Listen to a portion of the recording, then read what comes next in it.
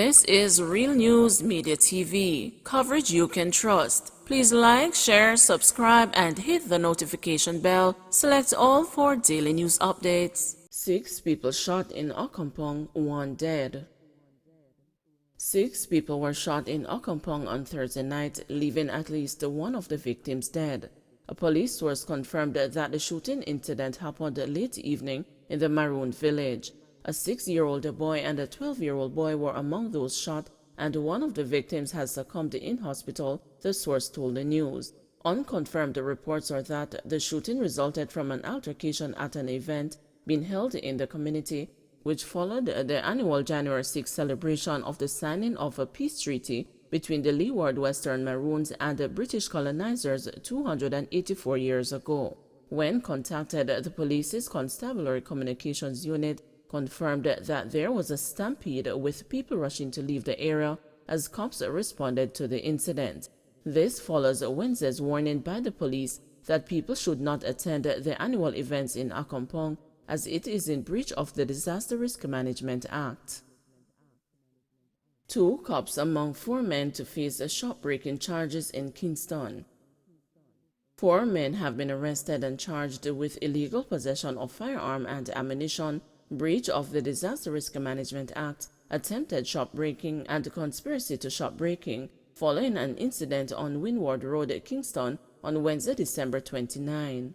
Charged are Daynard Meikle, 35-year-old police constable of Banbury District, Clarendon; Christoph Campbell, 27-year-old police constable of Fernando Road, Bridgeport in St. Catherine; Odari Fraser, 22-year-old vendor of Orange Street, Kingston; and Rashawn Alvarenga, 20-year-old vendor of Orange Street, Kingston. Reports from the Elletson Road Police are that Meikle, Campbell, Fraser, and Alvarenga conspired with one other man known as Finger or Elder to rob a bar.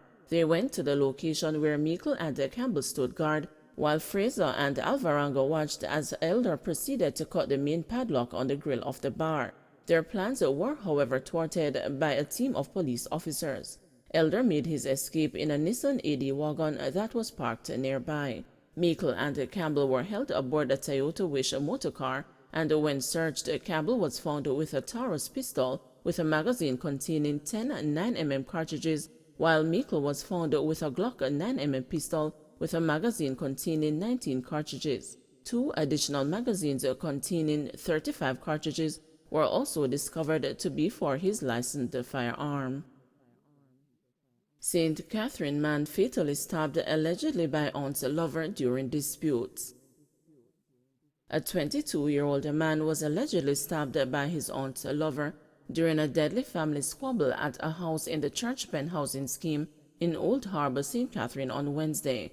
Dead is Dante Gordon, also of a Churchpen housing scheme in Old Harbour. Reports reaching the news are that sometime after 11 p.m., Gordon and his aunt became involved in an argument during which her boyfriend intervened in the dispute. A fight then developed between Gordon and the man, but family members quickly defused the situation. Sometime later, Gordon, who was allegedly armed with a knife, launched another attack against his aunt's boyfriend, stabbing him in the hand. During a tussle for the weapon, the wounded man reportedly inflicted a stab wound to Gordon's upper body. Both wounded men were assisted to the hospital, where Gordon died while undergoing treatment. The other wounded man was treated for his injury and is to be questioned by the police. Investigations are ongoing. Gun attack in St. James leaves a 28-year-old man dead and another injured. Police in St. James are probing 2 gun attacks in Ocean Heights on Tuesday, resulting in the death of a man and the injuring of another who was a passenger in a car. The deceased has been identified as a 28-year-old Chevine Stevens. The injured man remains hospitalized. His condition has not been ascertained. Reports are that Stevens visited the community of Ocean Heights in Lilliput about 8 p.m. when he was pounced upon by armed men. He later ran but was chased and eventually shot multiple times. Further reports are that before fleeing the scene, the culprits shot up a motor car with 3 occupants. 1 man in the vehicle received gunshot wounds. The police were alerted and the 2 wounded men were assisted to the hospital where Stevens was pronounced dead. A Kampong Maroon Festival in St. Elizabeth.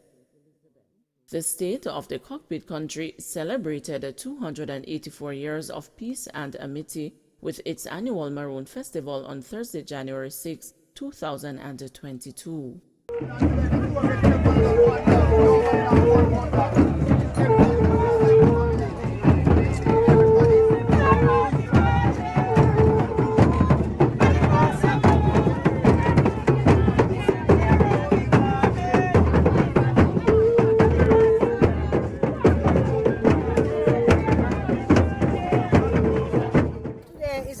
Celebration, which we celebrated the old ancestors about 3 miles from here.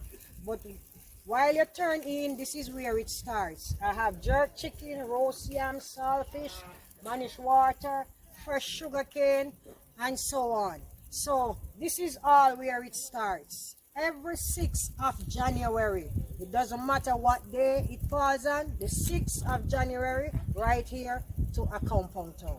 How you feel about the event today, even though that the so police... nice, man. Although, COVID kind of sold on the place, but it's so, wonderful. New chief, new rule, new law, 22, so proud.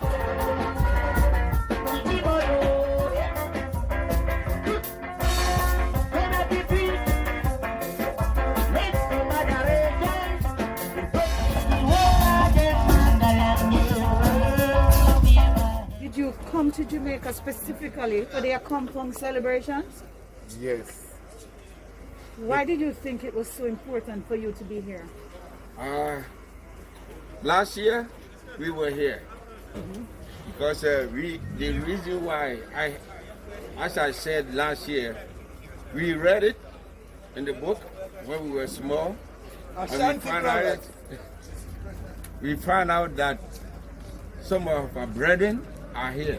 So when we heard that, he said no matter what, we will come and see them. So last year we were here, we enjoyed, we give the history of a little history about how Jamaica came, the name Jamaica came, and at the same time we give a history about some of the ancestors that came here before. So this year is very important for us to come and help and build our heritage and our brethren together, because we are one. I know him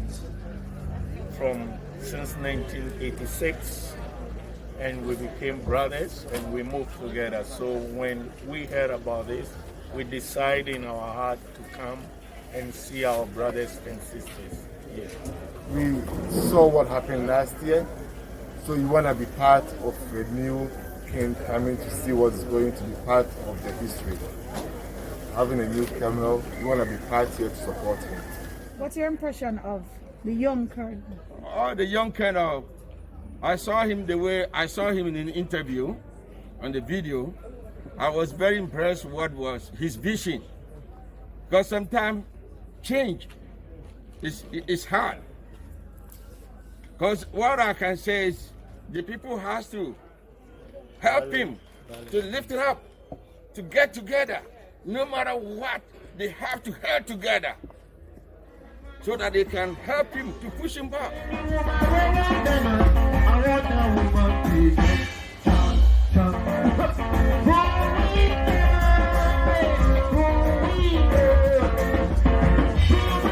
There's a report that the police said that the celebrations were supposed to be cancelled. No, it cannot be cancelled.